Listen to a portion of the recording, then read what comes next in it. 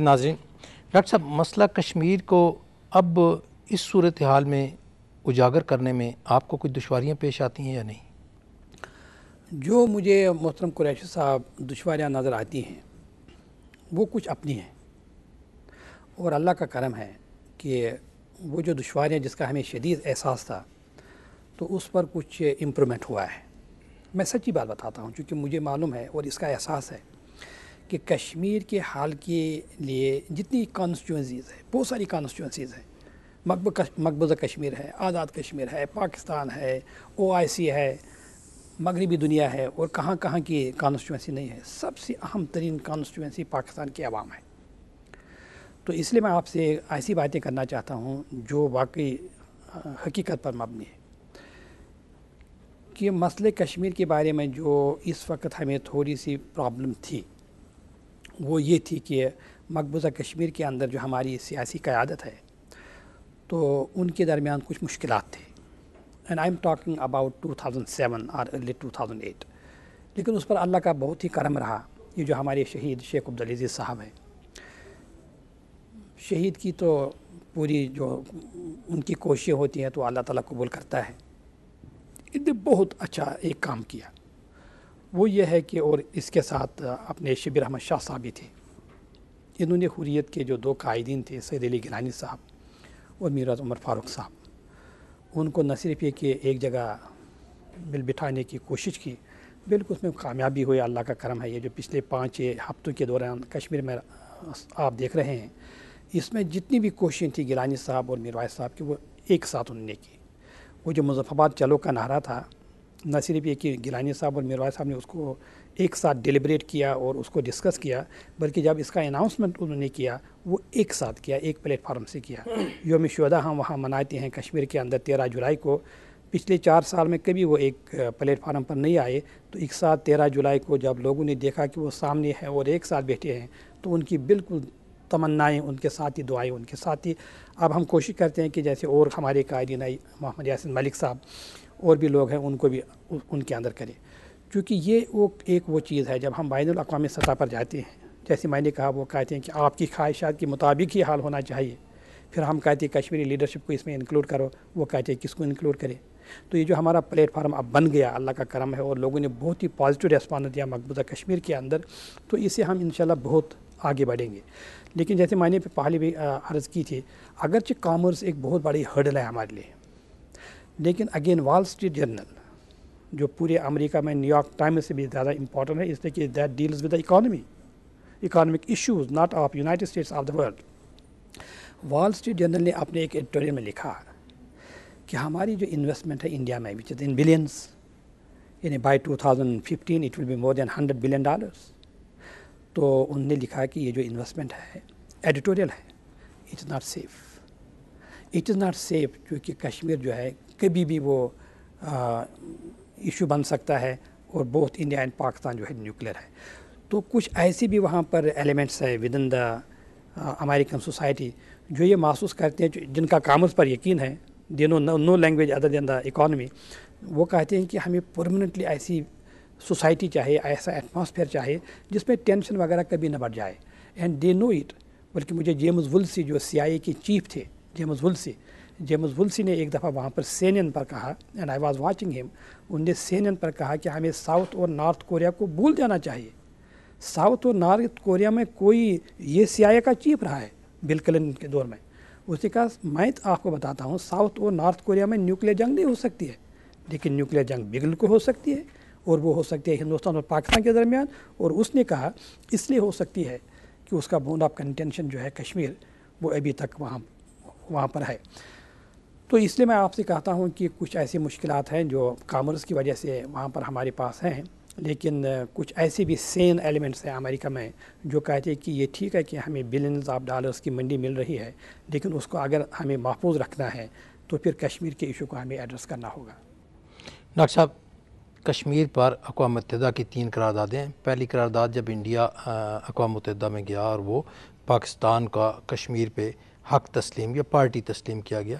دوسری قرارداد میں روڈ میپ دیا گیا کہ حق خود ارادیت کے لیے دونوں طرف سے فوجیں نکل رہ جائیں گی، صرف وہاں پر انڈیا کی فوج رہے گی یا کشمیری فوج رہے گی، اور وہاں پر چیف الیکشن کمشنر بنایا جائے گا جو وہاں پر ایک ووٹر لسٹ بنائے گا، اس کے تحت وہاں حق خود ارادیت کے لیے الیکشن ہوگا۔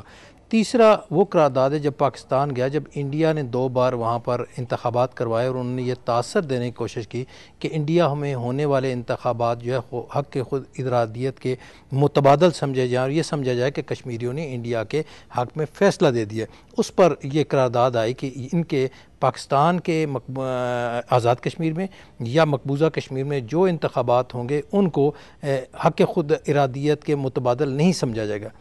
اگر ہم ان قراردادوں سے انحراف کریں تو کیا ہمیں فائدہ ہوگا یا نقصان ہوگا؟ ان قراردادوں میں ایک بات ہے کہ کشمیریوں کو حق خود ارادیت دیا جائے گا، اور تیسرا آپشن نہیں ہے، یا ہندوستان کے ساتھ رہیں گے یا پاکستان کے ساتھ رہیں، نہ آزادی کا ہے نہ تقسیم کا اور کوئی آپشن، صرف یا پاکستان یا انڈیا میں سے ایک انہیں چوز کرنا ہے۔ اگر پاکستان کسی طرح اس سے انحراف کرتا ہے تو کیا پاکستان کے فائدے میں ہوگا یا ان قراردادوں پہ اس کا کیا اثر پڑے گا؟ جی آپ نے بالکل صحیح کہا کہ یہ جو قراردادیں ہیں یہ بنیادی طور پر جو مسئلہ کشمیر، دیکھیں نا دنیا میں بہت سارے انٹرنیشنل ایشوز ہیں، بہت سارے نیشنل ایشوز ہیں، بہت سارے ڈومیسٹک ایشوز ہیں۔ آپ انڈیا کو دیکھیں، وہاں کم سے کم میرے خیال میں 15 سے زیادہ تحریک آزادی چلتی ہے۔ آسام کی ہے، تمل ناڈو کی ہے، پنجاب کی ہے اور بھی ہے۔ تو ہم کہتے ہیں کہ ہماری تحریک بالکل مختلف ہے۔ اب لوگ تو ہنس پڑیں گے، کیوں آپ کی تحریک کیوں مختلف ہے؟ اس لیے کہ آپ کشمیری ہیں۔ ہم کہتے ہیں ہماری تحریک یونیک ہے پنجاب اور آسام اور تامل ناڈو سے، اس لیے کہ ہمارے ساتھ انٹرنیشنل ایگریمنٹس ہیں۔ آسامیوں کے ساتھ وہ نہیں ہیں۔ وہ آسانی سے کہہ سکتے کہ Assam is the integral part of India, وہ نہیں کہہ سکتے انٹرنیشنل لیگلٹی کے تحت، وہ نہیں کہہ سکتے ہیں کہ Kashmir is the integral part of India. اور آپ نے بہترین بات یہ بتائی کہ کشمیر کے الیکشن، جیسے میں نے پہلے بھی بات کی تھی، جتنے بھی آسپیکٹس ہیں کشمیر ایشو کے، اس کو اگر آپ انالائز کریں، principle is on our side. اب الیکشن کی آپ نے بات کی کشمیر کے اندر، پہلی بات یہ جو پہلا الیکشن ہوا تھا وہاں کشمیر کے اندر 1953 میں، اس میں 73 آؤٹ آف 75 وہ الیکٹ ہوئے انکنٹیسٹڈ۔ اور آپ کو معلوم ہوگا کہ 1987 میں سید صلاح الدین کا آپ نے نام سنا ہوگا، جو کمانڈر ان چیف ہے حزب المجاہدین کے، he was contesting election from امراکدل کنسٹیچوئنسی which is one of the most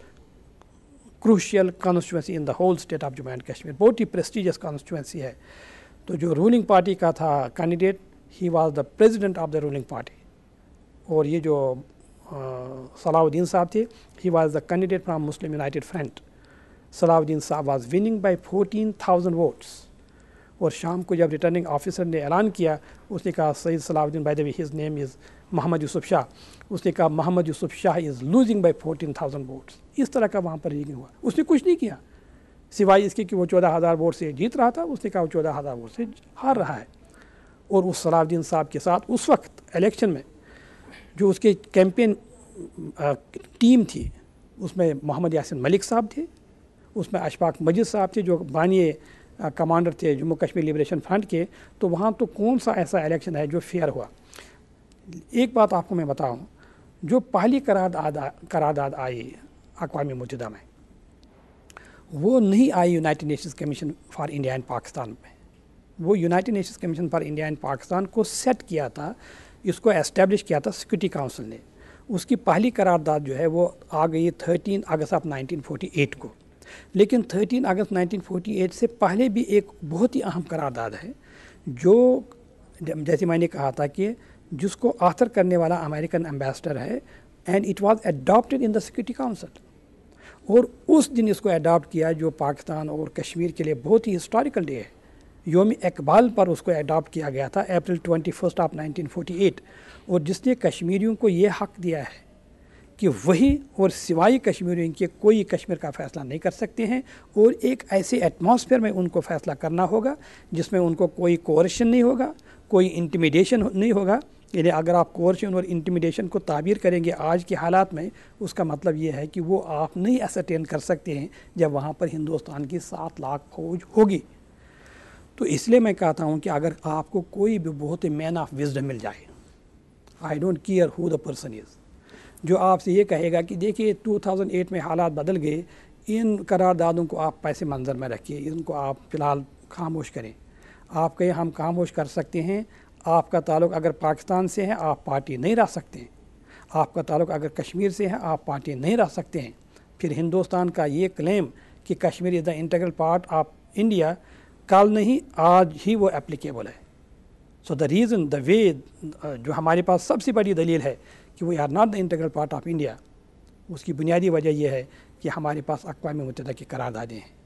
یہ ٹھیک ہے کہ اقوام متحدہ کی قراردادوں کے دو کیویٹس ہیں۔ ایک کیویٹ ہے principal aspect of United Nation Security Council resolution. By the way اقوام متحدہ کی جو کشمیر پر قراردادیں وہ 23 ہیں، اقوام متحدہ کی جو عراق پر قراردادیں وہ 19 ہیں،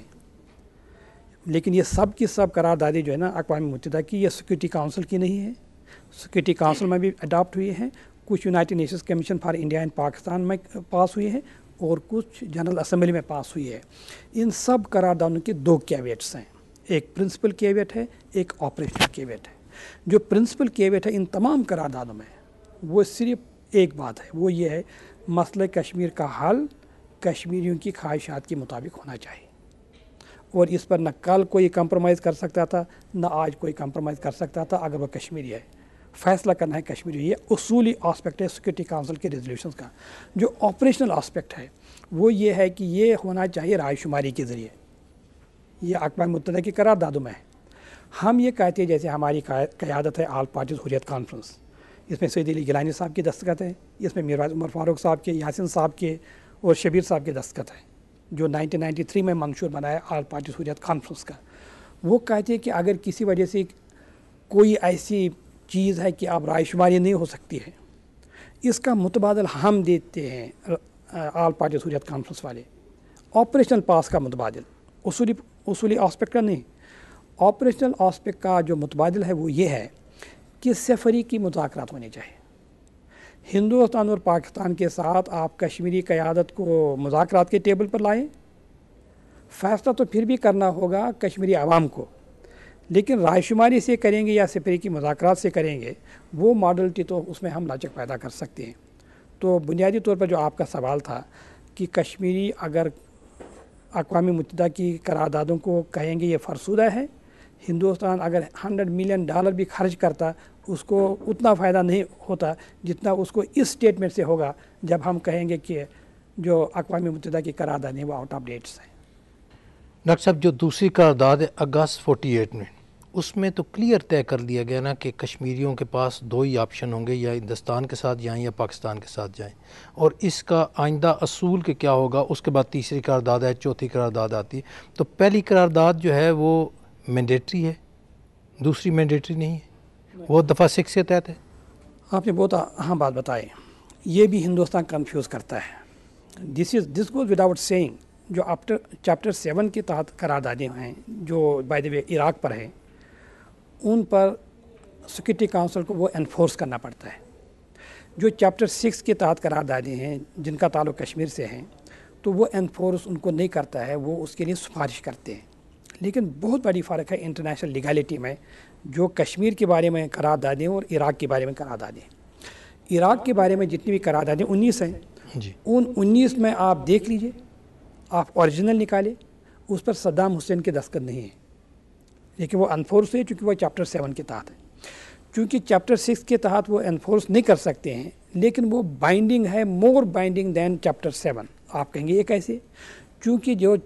کشمیر کے بارے میں قراردادیں پاس ہوئی، اڈاپٹ ہوئی سیکورٹی کاؤنسل میں، اور ان میں نہیں دستخط ہی نہیں، اس میں انہوں نے اپنی مرضی سے، انہوں نے ہندوستان نے اپنی مرضی سے کہا please we want your intervention, we want the adoption of these resolution. اس میں ہندوستان کی مرضی تھی اور اس مرضی کے بعد انہوں نے دستخط کیے، because there is a firm commitment of both India and Pakistan that makes in binding on India and Pakistan, though it is on chapter 7۔ ناظرین، ڈاکٹر صاحب سے ہماری گفتگو جاری ہے، ایک مختصر سا اشتہاری وقفہ۔